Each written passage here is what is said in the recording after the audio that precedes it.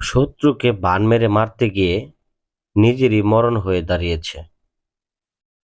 তো বান মারার কাজ করার অনেক চেষ্টা চালাচ্ছেন, অনেক প্রকারতান্ত্রিক কবিরাজের ভিডিও দেখলেন, কবিরাজের প্রতি বিশ্বাস উঠে যাচ্ছে আপনার, কাজ হচ্ছে না, তাহলে কি করবেন? অনেকগুলো তান্ত্রিক কবিরাজ ধারা কাজ করার পরেও কাজ হয়নি। কেন হয়নি? তাহলে আপনি এখন কি করবেন? হ্যাঁ, আজকের এই ভিডিওতে আমি এরই সমাধান নিয়ে আলোচনা করব। আমার এই ভিডিও দেখলে যে আমার কাছে কাজ করাতে হবে এমনটা না। আমি এই ভিডিওর মাধ্যমে আপনাদেরকে এমন কয়েকটি তথ্য দিব, যে তথ্যের ভিত্তিতে আপনারা কাজের ফলাফল 100% পাবেন। যে কোনো জায়গায় গেলেই পাবেন, নিজের কাজ নিজে করলেও পাবেন। আমি আজকে যে নকশা দিব, এই নকশাটা যদি কাজ করেন তারপরেও হবে। তো আমার ভিডিওটা দেখুন, যদি আপনার উপকারে না আসে তাহলে আপনি গালি দিয়ে যাবেন কমেন্টে শেষে। ইনশাল্লাহ পূর্ণাঙ্গ আকারে ভিডিওটা দেখেন। তো প্রথম দিকে বলতে চাই, স্ক্রিনে যে নকশাটা দেখতে পাচ্ছেন, এটা একটা কুফরি নকশা।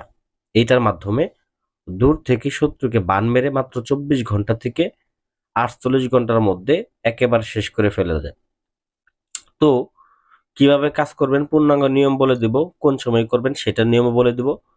তো সর্বপ্রথম আমি আলোচনা করি, যে সকল ভাই ও বোনেরা অনলাইনে কাজ করতেছেন কোনো তান্ত্রিক কবিরাজের মাধ্যমে, এবং কি বিপদে পড়ে বা ধোঁকা খেয়ে বা শত্রুকে শেষ করার জন্য বা শত্রুর লিঙ্গ বান মারার জন্য বা শত্রুর জীবন শেষ করার জন্য বা পঙ্গু করার জন্য আমার ভিডিওটা ক্লিক করছেন, সামনে আসছে, ক্লিক করছেন, ঢুকছেন।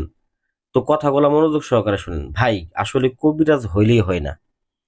তো বলেন, তাহলে কবিরাজ কেমন হবে? বলতে পারেন, কবিরাজ হওয়ার ক্ষেত্রে প্রথমত বলতে দেখা গেছে আপনারা চেক করবেন আসনটা।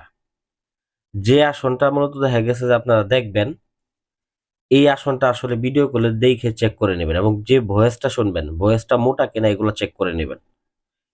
এটা অত্যন্ত গুরুত্বপূর্ণ একটা বিষয়। তো যাই হোক, প্রথমত আমি ভিডিওটার নিয়মটা বলে দিই, তারপরে বিস্তারিত আলোচনা করতেছি আমি। স্ক্রিনে যে নকশাটা দেখতেছেন, শত্রুকে বান মারার জন্য এটাকে মেশক জাফরান কালি, কাম সিঁদুর এবং পাঠা রক্ত দ্বারা এটাকে লিখতে হবে। তো এটাকে লিখতে হবে হরিণের চামড়ার উপরে। হরিণের চামড়া কবিরাজের দোকানে গেলে কিনতে পাওয়া যায়। আর যদি হরিণের চামড়া না পান, সেক্ষেত্রে আপনারা যে ব্যক্তিকে বান মারবেন ওই ব্যক্তির কাপড়ের টুকরার উপরে এই নকশাটাকে অঙ্কন করবেন। অঙ্কন করে দেখবেন এক পাশে লেখা আছে নাম, আর এক পাশে লেখা আছে পিতা। তো নামের জায়গায় নাম লিখবেন, পিতার জায়গায় পিতা লিখবেন। শত্রু যদি মেয়ে হয়ে থাকে তো পিতার নামের জায়গায় মাতার নামটা বসায় দিবেন। বসায় দেওয়ার পরে ওইটাকে সুন্দর করে মুড়ায় নেবেন, পেঁচায় নেবেন, পেঁচা লাল সুতো দ্বারা বেঁধে নেবেন। বেঁধে দিয়ে একটা মাটির পুতুল বানাবেন, ওই পুতুলের মধ্যে ঢুকাবেন। ওই পুতুলের মধ্যে ঢুকিয়ে পুতুলটাকে সুন্দর করে মন্ত্রভূত করে নেবেন। তো মন্ত্রটা আমি ডেসক্রিপশন বক্সে দিয়ে দেবো। বা যারা এই কাজটা করতে আগ্রহী আছেন নিজেরাই আমার স্ক্রিনের নাম্বারে যোগাযোগ করবেন, আমি অনুমতি সহ আপনাদেরকে মন্ত্রটা দিয়ে দিব, কোনো সমস্যা নেই। তো পরবর্তীকালে মন্ত্রভূত করার পরে এই পুতুলটার বুকের মধ্যে ওই মন্ত্র পাঠ করতে করতে বুকের মধ্যে আলপিন দিবেন, মাথার মধ্যে দিবেন, যেখানে যেখানে বান মারতে চান ওইখানে ওইখানে দিয়ে এই পুতুলটাকে শ্মশান ঘাটিতে নিয়ে যাবেন। শ্মশান ঘাটিতে নিয়ে গিয়ে আপনারা শ্মশানে গিয়ে পুঁতে দিবেন, যেখানে মরা পোড়ানো হয় ঠিক ওই জায়গায় পুঁতে দিবেন। দেখবেন 24 ঘন্টা থেকে 48 ঘন্টার মধ্যে শত্রু দেশে থাকুক বিদেশে থাকুক যেইখানেই থাকুক, যে অবস্থা থাকুক, যত শক্তিশালী থাকুক, শরীর বন্ধ তাবিজ পড়ুক, 100% 24 ঘন্টা থেকে 48 ঘন্টার মধ্যে মারা যাবে।